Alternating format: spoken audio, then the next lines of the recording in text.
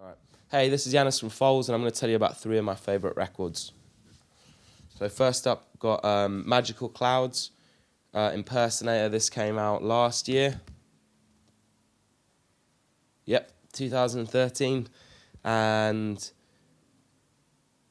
I'd had a friend talk about, he went and saw them live, and I heard about it live, and he just described it as this incredibly intense experience, like not heavy in terms of volume, but heavy sort of emotionally. Apparently it felt like going to a sort of musical Alcoholics Anonymous meeting where there's some sort of deranged dude pouring out his soul.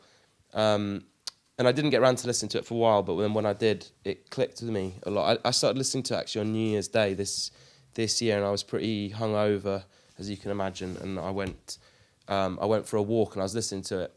And it's a very simple record, it's very sparse, it's very discreet, it doesn't like attack you, but it's private, and the lyrics can really get inside your head, particularly if you listen to it on headphones or in a quiet room. It's like you feel like you're having a dialogue with the singer, who's called Devon Walsh, I think. I'd recommend anyone to go see him live as well, or to even just watch YouTube clips, because there's something quite arresting about how they look visually and what the gigs are like. So this is definitely one of the best new pieces of music I've come across in a long time. I think it's really special, and nothing else I've really heard sounds like it at all. And my second record is A Love Supreme by John Coltrane. This is, I mean, for most people probably know it. It's one of the greatest jazz records ever made, if not the greatest jazz record.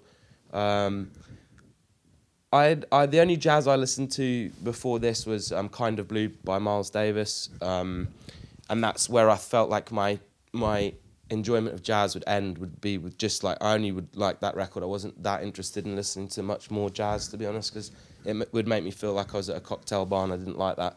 But then I heard this.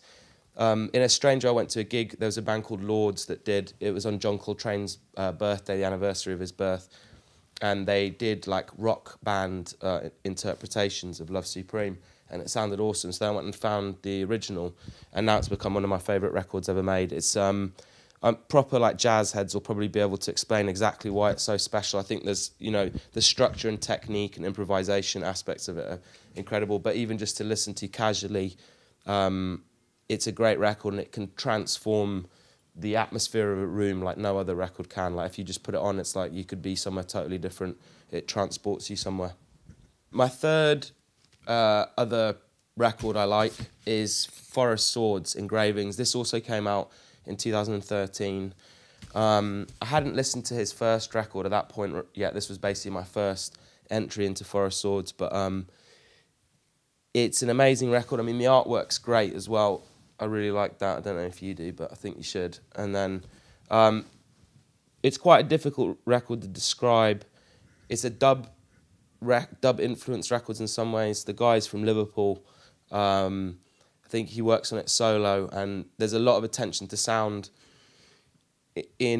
throughout the album. It doesn't really sound like anything else.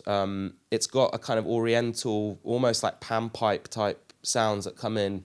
It sometimes feels like it would be perfect if Wu-Tang were to rap over it. It's got a swagger and a groove to it, but it feels really organic at the same time. All the sounds, none of it feels like it's been made in a box. It all feels like it's sort of breathing and living, even though I guess it's kind of an electronic record. But yeah, it's just got massive kick drum sounds, and it's quite a haunting record as well. It's quite spooky. So if that sounds like it's your bag, then check it out.